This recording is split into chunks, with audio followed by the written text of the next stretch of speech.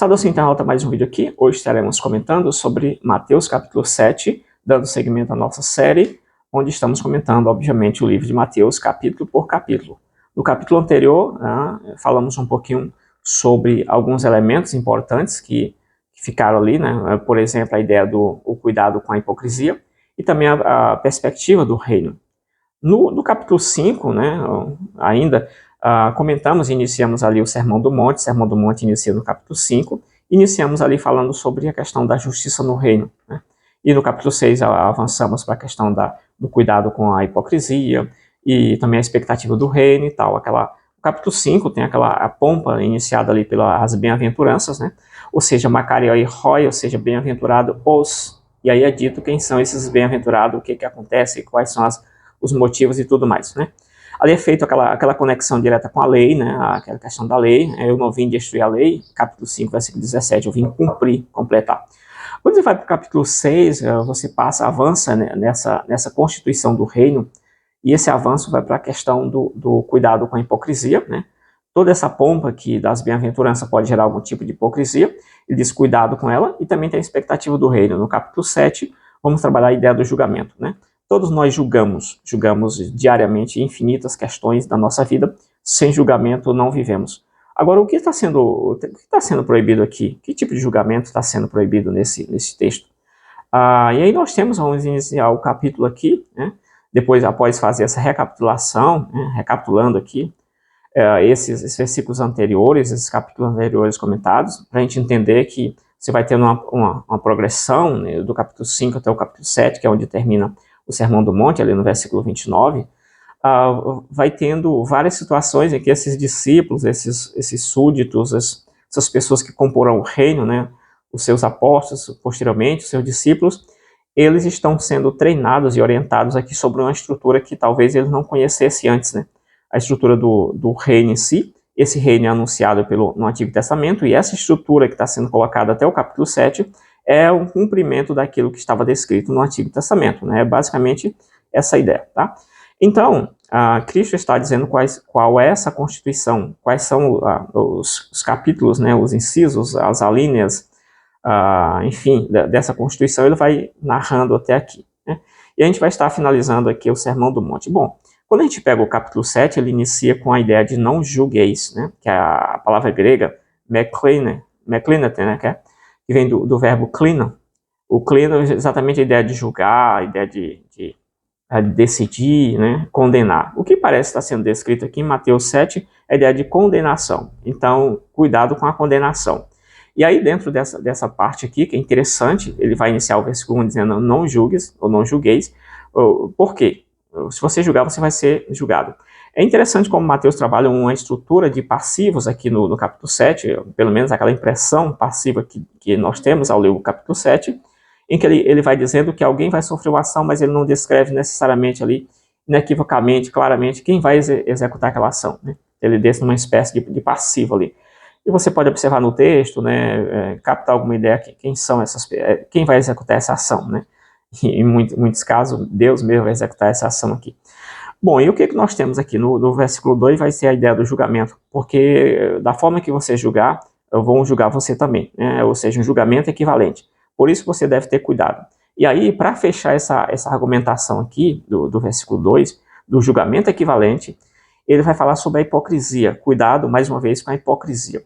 Ele vai dizer assim, por que você repara no cafos, né? Ou seja, no cisco que está no olho do teu irmão, e você não olha no docós, ou seja, você não olha na trave que está no teu olho.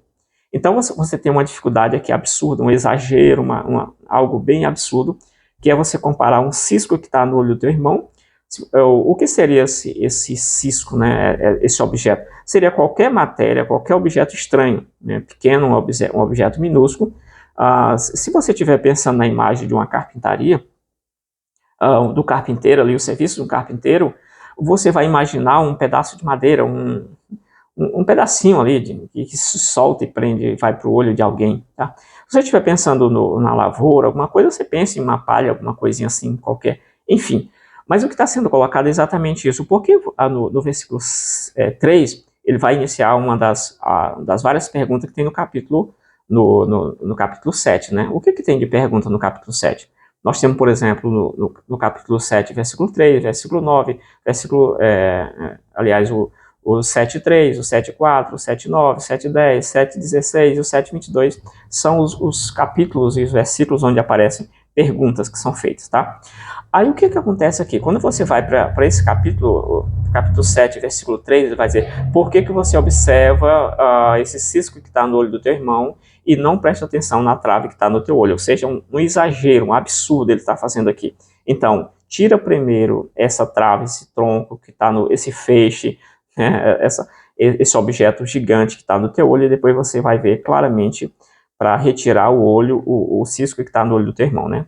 Aqui nós temos duas possibilidades, pelo menos. Ou ele está falando de forma muito, assim, sarcástica, e realmente não haverá necessidade, não haverá desse julgamento, ou realmente aquele irmão tem um problema, só que o outro que está tentando ajudar, não é nem ajudar, né? Ele vai fazer um julgamento, sendo que ele mesmo tem um problema maior do que aquele, ou seja, resolve o teu problema, tira a trave do teu olho, e depois você vai ver claramente aqui para poder ajudar o teu irmão, né? E nessa parte de tirar claramente, você vai ver claramente, em profundidade, você tem o verbo grego, né, diablepo, né, que é o verbo que vai indicar a preposição de a aqui, indicar que ele vai ver mais com profundidade, com perícia, né. Tira o primeiro que aí você, é como se tirasse da frente todo obstáculo, você vai ver claro, né, em distância e também em profundidade, em qualidade, a visão vai ser totalmente essa aqui, né, a qualidade maior, né, é isso que está sendo dito aqui.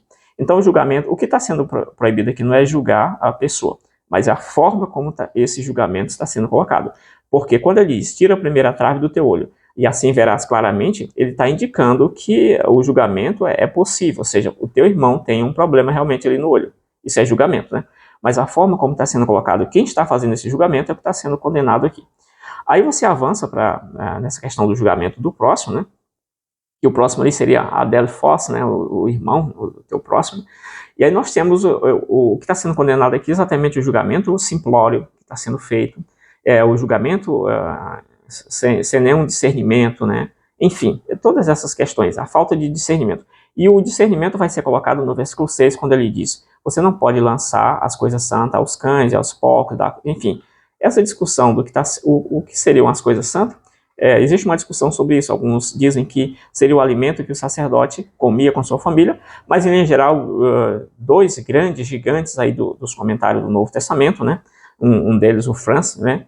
O Francis, ele coloca que realmente ali o que está sendo colocado como coisa santa é exatamente o ensino. Logo, corroborado aí com outros autores, seria a pregação do Evangelho do Reino. Não pregue para quem não tem interesse, para quem não vai responder à altura, né? Para quem vai zombar, enfim. Aí quando você passa pro versículo, os versículos posteriores, então esse capítulo estaria dividido na primeira parte, o julgamento, ao próximo, que vai do versículo 1 ao versículo 7. Aí você passa para outra parte, que é a persistência na oração, do 7 ao 12, ele vai dizer sobre essa persistência na oração. Então a oração será ouvida e respondida, ele garante isso aqui. Essa oração ela tem que ser feita dentro da estrutura do reino, né? Daquilo que é interesse do reino, não em questões particulares, né? Aí ele vai dizer, olha, a oração, ele vai demonstrar que essa oração será ouvida e respondida, e os itens dessa oração possivelmente são itens já mencionados anteriormente no capítulo 5, no capítulo 6 e parte do capítulo 7, questões relevantes para o reino e não necessariamente coisas puramente materiais, né?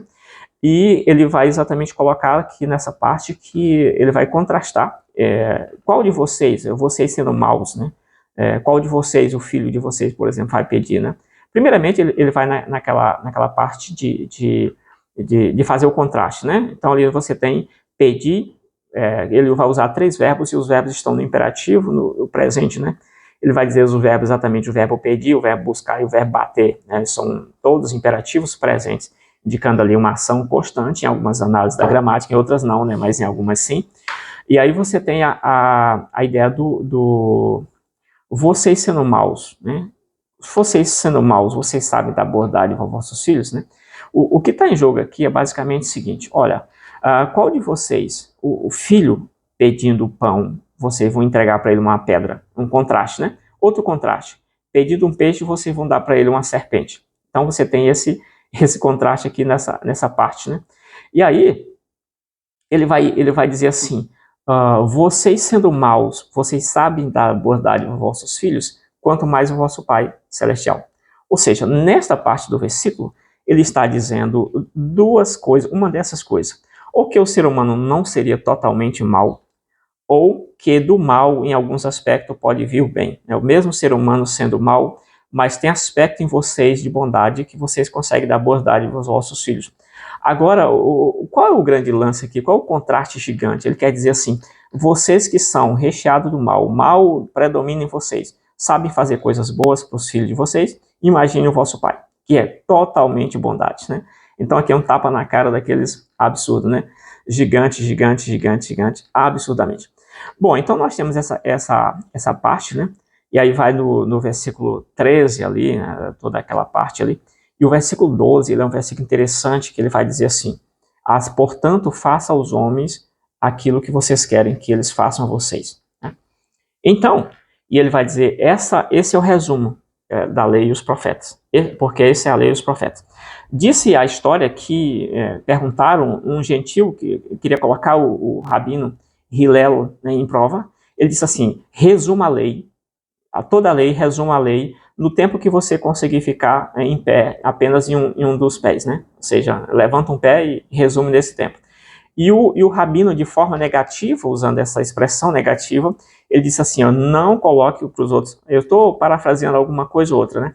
Não coloque para os outros fazer aquilo que será desconfortável para você. E aí o rabino Hillel conclui dizendo assim, né? Isto é a lei, né? Isso é a lei e os profetas. Ou seja, eu já resumi aqui para você a lei e o profeta, vá lá e aprenda isso aqui. Né? Aprenda isso aqui. Essa é a lei e os profetas, né? Outra questão interessante, curiosa, é que o imperador Alexandre, né? Tem um Alexandre lá, ele é tipo Alexandre Severo, acho que é isso, disse que ele supostamente escreveu numa das suas paredes em ouro, essa frase, né? Faça aos homens aquilo que você quer que eles façam a vocês. Então essa é uma parte importante. Aí ele entra para outras questões aqui sobre a porta estreita, que vai no versículo 13. Ele vai contrastar sempre dois elementos, dois caminhos, né? E aí, por exemplo, a porta, dois caminhos, a porta ela é estreita, versus a porta larga. E aí nós temos a ideia de restrição, só entra quem Jesus quer ou Jesus permite. O texto não diz que o caminho é apertado também, que esse caminho ele é reto, só diz que ele é às vezes apertado, a porta estreita e o caminho apertado. Mas, entretanto, todavia, fica essa lição absurda aqui sobre esses caminhos, né?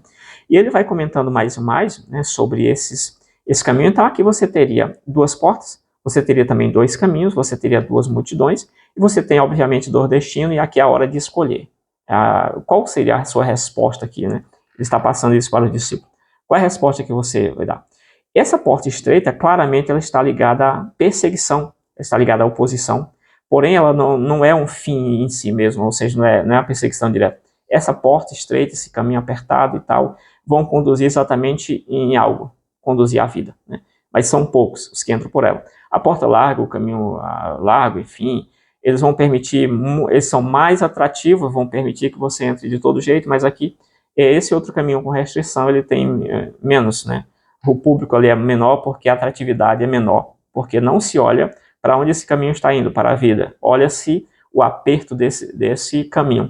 Isso aqui parece muito com a parábola do semeador, em que a semente é lançada em diversos terrenos e quando vem a perseguição, essa semente ela vai morrer, né? Algumas seguram e outras não. Então, isso vai ser contrastado muito bem aqui e mais para frente. Então, nós temos essa ideia da perseguição, né? Isso é uma parte importante. Aí ele vai seguir para a parte do cuidado com os falsos profetas. Os falsos profetas vão aparecer do versículo 15 ao versículo 23, né? Tem que ter esse cuidado com esses falsos profetas, aí mostra como identificá-los. E ali vai mostrar duas árvores, né? A árvore boa e a árvore má. É sempre esse contraste com dois elementos, né? Um positivo e um negativo. E ele vai dizer que você não colhe nunca uva dos espinheiros e também figo dos abrolhos, né? Essa é uma parte importante. E vai contrastar esses falsos profetas com os verdadeiros, né? E aí vai mostrar que eles vêm vestidos em lobo, com pele de ovelhas, mas por dentro são lobos, né? Ou seja, o interior deles totalmente lobo. E ele vai falar sobre que esses falsos profetas, né, ou alguns aparecerão diante dele dizendo, Senhor, nós executamos 3 ações. Quais são as ações verbais? Nós profetizamos, nós expulsamos e nós fizemos, né? Muitas maravilhas.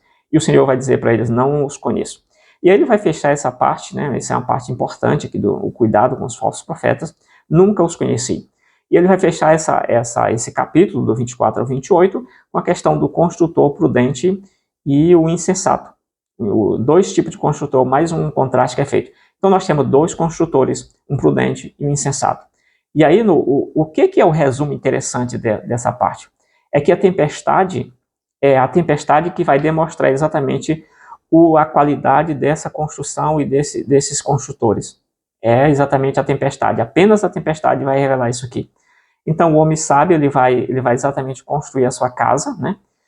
E essa casa ela vai ser construída para resistir tudo, enquanto que o insensato ele constrói para resistir a algumas coisas. Então toda essa tempestade parece estar ligada necessariamente à perseguição, a dificuldades, e nesse momento é que vai ser revelado a questão ali, né? Quem realmente é mais sábio? Quem construiu a sua casa para suportar tudo? Então esse é um capítulo muito interessante, espero que você tenha gostado aí dessa proposta, né? Comenta aí, né? Deixa um like aí se você acha interessante esse trabalho, né? Deixa um comentário também. E aí até o próximo vídeo, basicamente isso, comenta aqui o que deveria ter sido colocado mais nesse capítulo aqui. Usamos para esse comentário os estudiosos Cássio, né? Usamos também o Franz, né?